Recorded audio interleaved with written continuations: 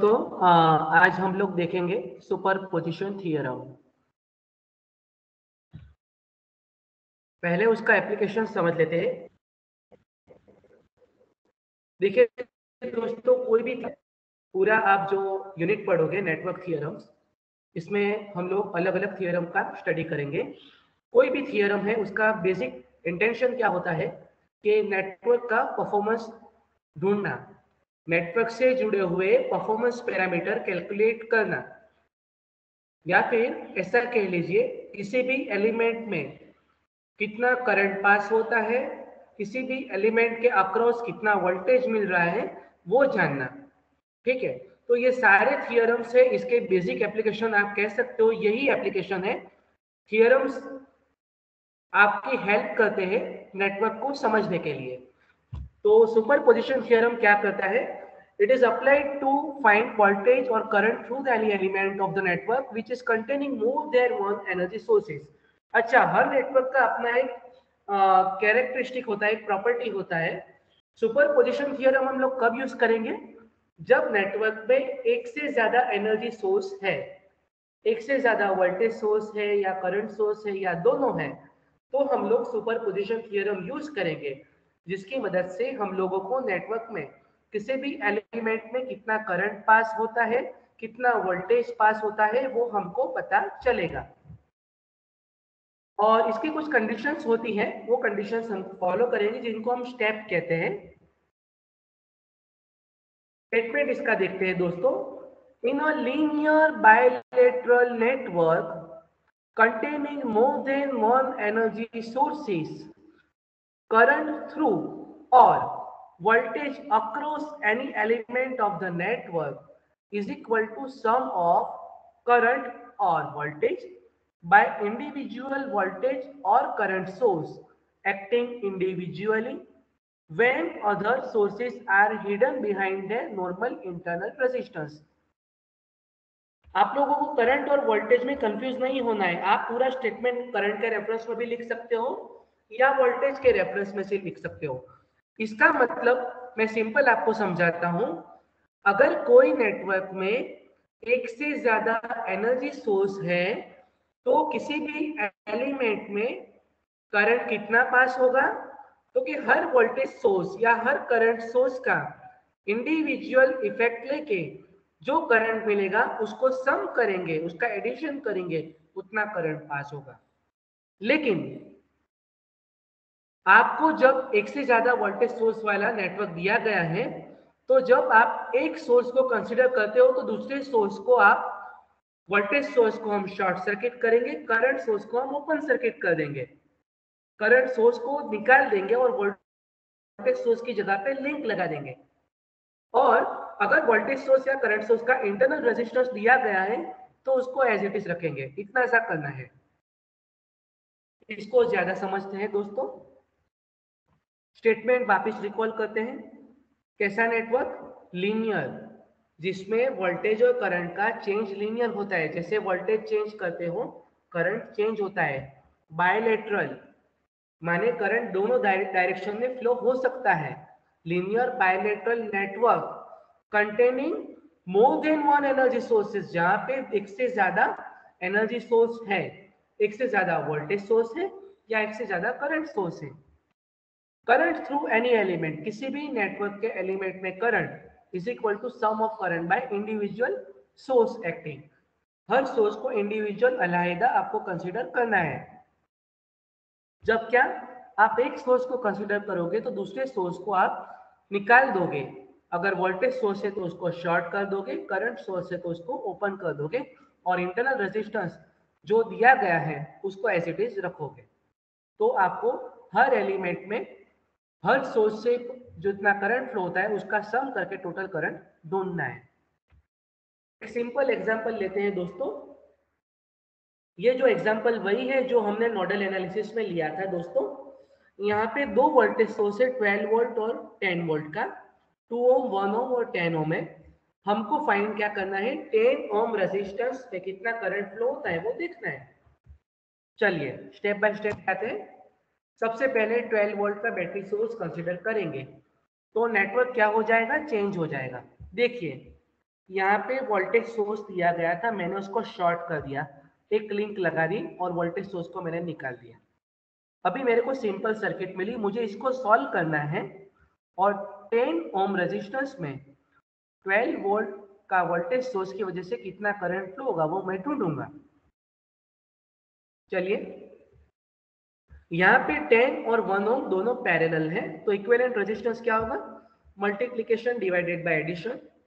10 1 जा 10 बाय 11 0.909 ओम, तो ये हो जाएगा 2 ओम की सीरीज में 0.909 ओम।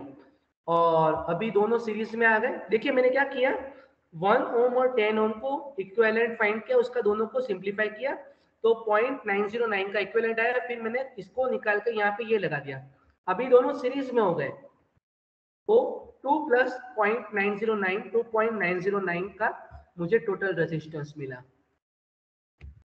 आप जब भी superposition theorem, Thevenin theorem, Norton theorem या किसी भी थ्योरम का यूज करते हो तो हर बार हर स्टेप पे आपको नई सर्किट या मॉडिफाइड सर्किट ड्रॉ करनी है, जिससे आपको गिनने में इजी रहेगा और एग्जामिनेशन में जो पेपर एसेस करते हैं उनको समझने में इजी रहेगा। तो अभी देखिए यहाँ पे मुझे टोटल करंट मिलेगा, तो I is equal to V by R 12 2.909 तो 4.125 एम्पियर। इसका मतलब ये सर्किट में टोटल बैटरी में से करंट कितना जाता है? 4.125 एम्पियर जाता है। लेकिन मेरा हेतु तो क्या है, मुझे AB में कितना करंट फ्लो होता है वो ढूंढना है, तो वो देखते हैं। आपका I12 इसका मतलब टोटल करंट I दिया गया है, इसका मतलब 12 वोल्ट का वोल्टेज सोर्स है, उससे कितना करंट फ्लो होता है वो आपको बताया गया है। तो हमको पता है कि हमको अगर ये करंट ढूंढना है तो उसका फॉर्मूला क्या है? Total current I multiply by parallel resistance divided by sum of two resistance. I1 is equal to, इसका मतलब ये ले लीजिए, is equal to I R2 ये हो जाएगा R2 divided by R1 plus R2। तो I10 इसका मतलब 10 ओम में resistance, total current I multiply bye 1 क्यों लिया, हमको 10 ओम में ढूंढना है, तो 1 डिवाइडेड बाय 10 प्लस 1, तो ये हो जाएगा 4.125।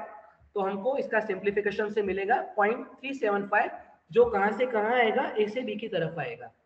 इसका मतलब जब मैं 12 वोल्ट का वोल्टेज सोर्स लेता हूं तो 10 ओम रेजिस्टेंस में से ए से बी की तरफ 0.375 एम्पियर करंट फ्लो हो रहा है।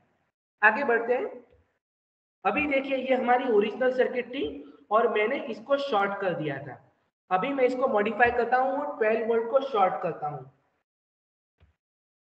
12 वोल्ट को अगर मैं शॉर्ट करूंगा तो ये मॉडिफाइड सर्किट हो जाएगी 10 वोल्ट। तो अभी देखिए अभी क्या होगा, 10 और 2 ओम दोनों पैरेलल हैं, तो क्या हो जाएगा इक्विवेलेंट? 10 मल्टीप्लाई बाय 2, 10 और 2 है, हम ये नहीं गिन रहे दोस्तों, क्योंकि पैरेलल में 10 और 2 ओम है। 20 divided by 12 is equal to this, तो ये देखिए हो जाएगा 1.667, 1.667 और 1, देखिए अब यह इक्विवेलेंट हो गया। बैटरी सोर्स उसके सीरीज में 1 ओम, उसके सीरीज में 1.667 हो गया, अभी दोनों सीरीज हो गए, तो इसका मतलब इक्विवेलेंट रेजिस्टेंस होगा 2.667। ठीक है, तो हमको टोटल करंट ढूंढना है। टोटल करंट कैसे मिलेगा दोस्तों? V बाय R, R हमारे 1.667 3.75 एम्पियर। इसका मतलब ये सर्किट में यहां से 3.75 एम्पियर फ्लो होगा, लेकिन मुझे तो 10 ओम में कितना फ्लो होता है वो ढूंढना है। तो हम देखते हैं, आपको यहाँ पे सर्किट में बताया गया 10 वोल्ट में से इतना फ्लो हो रहा है 3.75 और 10 ओम में आपको ढूंढना है, तो वही करेंगे, I multiply bye R2 divided by R1 plus R2। I कितना है? 3.75 मल्टीप्लाई बाय R2 है 2, 10 प्लस 2, तो सिंप्लीफाई करेंगे 2 बाई 12 हो जाएगा 0.625 ampere from A to B. अभी दोस्तों आप देखिए कि हमारा ओरिजिनल सर्किट है, हमने पहले क्या किया, 12 वोल्ट में से 10 ओम में से कितना रेजिस्टेंस जाता है? 0.375, जो हमने आगे गिना, ए से बी की तरफ जा रहा है। और दूसरी बार क्या किया, इसको शॉर्ट कर दिया और 10 वोल्ट में से कितना करंट फ्लो हो रहा है?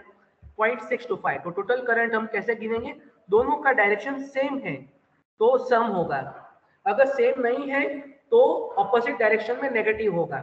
तो यहाँ पे I is equal to I1 plus I2, 0.375 plus 0.625, तो टोटल करंट होगा 1 ampere from A to B।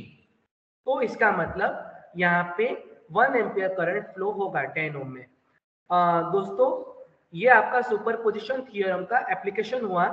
पहले आपने क्या किया कि 12 वोल्ट में से कितना करंट फ्लो इंडिपेंडेंटली हो रहा है, फिर 10 वोल्ट में से कितना करंट इंडिपेंडेंटली हो रहा है, और आपको फिर टोटल करंट मिला। आपको याद दिला दूं दोस्तों, लास्ट टाइम हमने ये एक सिमुलेशन देखा था, और यहाँ पे मैंने देखिए यहाँ पे ये 2 ओम है, ये 1 ओम है, और ये हमारा 10 ओम है, ये बैटरी है, ये 12 वोल्ट है, ये 10 वोल्ट है, और देखिए करंट यहाँ पे 1 एम्पियर है और 1, और बीच की जो ब्रांच है वहाँ पे 0 एम्पियर करंट फ्लो हो रहा है। तो ये आपने जो गिना देखिए कि टोटल करंट आपका 1 एम्पियर फ्लो हो रहा है, तो आप यहाँ पे देखिए 1 एम्पियर फ्लो हो रहा है। तो आप ये सिमुलेशन का हेल्प लेके आपके एग्जाम्पल को भी वेरीफाई कर सकते हो। आई होप आपको पता चला होगा। Thank you and keep learning.